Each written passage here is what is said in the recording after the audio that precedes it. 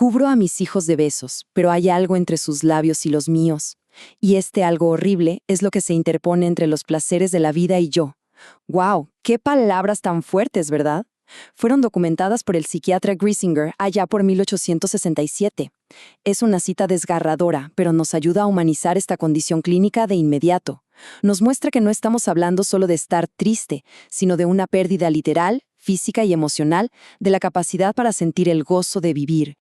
Y con esa idea en mente, les doy la bienvenida a este análisis donde vamos a desglosar exactamente qué es la anedonia. Ojo, no lo vamos a ver como un simple sentimiento abstracto de vacío o apatía, para nada. Vamos a entenderlo como lo que realmente es, una avería mecánica en el sistema de recompensa del cerebro, literalmente un fallo fundamental en los engranajes de cómo procesamos el placer. Bueno, para que no nos perdamos, vamos a seguir una hoja de ruta súper clara. 1. ¿Qué es la anedonia? 2. Un poco de historia. 3. Las dimensiones del placer. 4. El ciclo de la recompensa. 5. Los circuitos cerebrales. Y 6. Su impacto en la depresión. ¡Comencemos! Empezamos con el punto 1. ¿Qué es exactamente la anedonia y por qué va muchísimo más allá de la simple tristeza? Si vamos a los manuales de diagnóstico, la definición formal es la ausencia o capacidad reducida para experimentar placer. Básicamente, es un síntoma mayor de la depresión y un síntoma negativo súper importante en la esquizofrenia. Pero a ver, quiero que nos enfoquemos en esas dos palabritas clave, capacidad reducida. Porque esto no es de blanco o negro, no es que de un día para otro se apague el interruptor de la alegría por completo. Más bien es como un regulador de luz. Es una escala donde la capacidad de disfrutar las cosas simplemente se va apagando, perdiendo su brillo si lo comparamos con las experiencias del pasado. Pasamos al segundo punto, la historia del concepto. Veamos cómo la psiquiatría ha ido entendiendo esta enfermedad invisible durante el último siglo. La evolución de esto es realmente fascinante.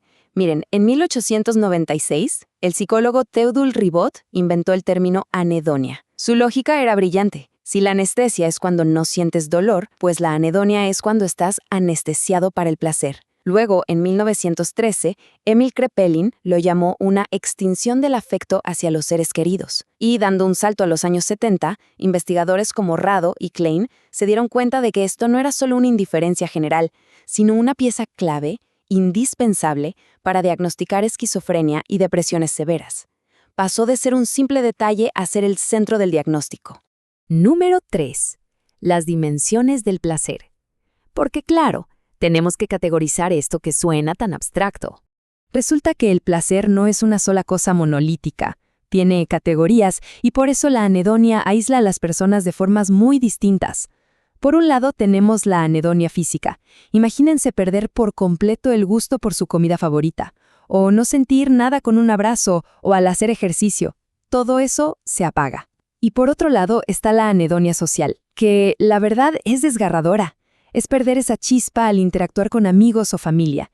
Y ojo, no es que la persona de repente odie a los demás, es que ese mecanismo interno que antes te hacía sentir bien al estar acompañado, simple y sencillamente dejó de funcionar. Y la cosa se pone más compleja porque también podemos categorizar esto según la línea del tiempo del placer. Fíjense, tenemos la anedonia anticipatoria. Esto es cuando, literal, no hay nada de motivación antes de que pase algo. Es esa incapacidad total de ilusionarse por un viaje o un evento futuro. Pero por otro lado está la anedonia consumatoria. Aquí la persona quizá logre arrancar, pero justo en el momento de la actividad, nada, cero gratificación.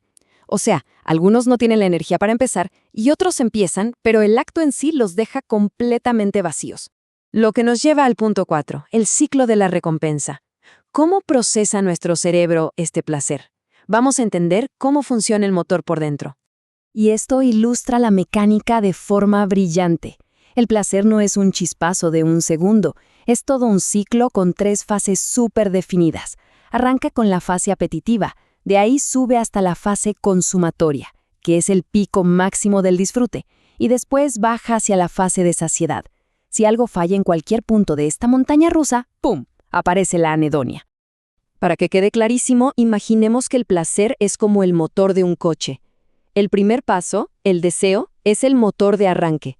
Es esa chispita que nos motiva a buscar algo que nos gusta. El segundo paso, el gusto, es el motor ya encendido y rugiendo. Es el impacto hedónico puro de disfrutar el momento. Y el tercer paso, el aprendizaje, es el volante. Es lo que guarda la experiencia en nuestra memoria para saber qué ruta tomar la próxima vez. Pero claro, si el motor de arranque falla o si se te rompe el volante, pues el vehículo del placer se queda estancado. No avanza. Ahora, lo que es verdaderamente interesante aquí es el contraste. Por un lado, vemos el equilibrio hedónico saludable, las ondas del deseo y el gusto subiendo y bajando en perfecta armonía. Pero si miramos la anedonia, las líneas se caen por completo. El deseo, el gusto y el aprendizaje colapsan con el tiempo, se vuelven líneas planas. Y para ponerlo en perspectiva, compárenlo con una adicción. Ahí el deseo se dispara hacia el cielo bruscamente, pero el gusto se va en picada. Es una desregulación loquísima del mismísimo sistema de recompensa. Llegamos a la sección 5, circuitos cerebrales. Es hora de abrir el capó del cerebro y mapear esto en la anatomía real. Al ver esto anatómicamente, te das cuenta de lo inmensamente compleja que es esta red. Miren cómo diferentes partes nos muestran exactamente dónde viven esos sentimientos tan abstractos. Distintas zonas del cerebro controlan cosas muy específicas, como la motivación, el esfuerzo o ese placer consumatorio del que hablábamos. O sea, la incapacidad de sentir alegría no es una debilidad de carácter, ni mucho menos. Es un cortocircuito literal en estas redes físicas tan específicas. Para resumir toda esta anatomía de forma sencilla, la ciencia señala áreas fundamentales: el área tegmental ventral, el famoso núcleo accumbens, las áreas prefrontales y la amígdala. Cuando hay anedonia, lo que pasa es que neurotransmisores como la dopamina están totalmente desregulados y no logran comunicarse por esta red física. Básicamente, los cables se cruzan o fallan y el cerebro simplemente no procesa la recompensa. Y por último, sección 6. Impacto en la depresión.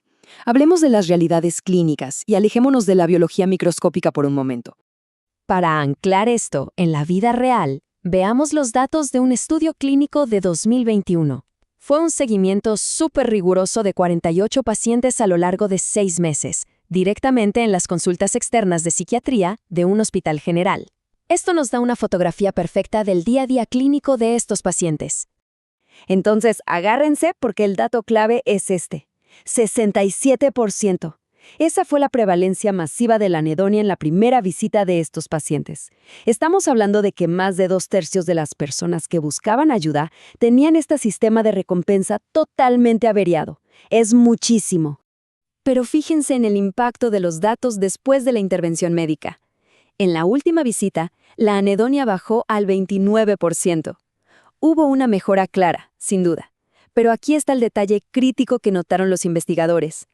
Ese 29% que no logró deshacerse de la anedonia tuvo una evolución clínica muy pobre. Es literal el síntoma más terco y que más se resiste a desaparecer. Lo que nos lleva a las conclusiones clínicas más importantes. La anedonia no es solo un síntoma más del montón. Es ese componente obstinado que se queda como residuo en la depresión. Actúa como una gran bandera roja de mal pronóstico y muchas veces nos avisa que el paciente va a tener resistencia a los antidepresivos estándar. Nos demuestra claramente que, a veces, una simple pastilla no alcanza para reparar un motor del placer que está tan dañado. Todo esto nos deja con una pregunta súper profunda para pensar. Si ya sabemos empíricamente que la anedonia es una avería física en el mismísimo motor de recompensa, ¿hacia dónde tiene que evolucionar el futuro de la salud mental? Ya no basta con diseñar tratamientos para que la persona deje de estar triste. Tenemos que buscar la forma de reactivar, de encender otra vez esa capacidad de sentir placer. Porque al final del día, el verdadero objetivo de sanar no es solo sobrevivir sin dolor, es recuperar nuestra capacidad fundamental de disfrutar la alegría de estar vivos.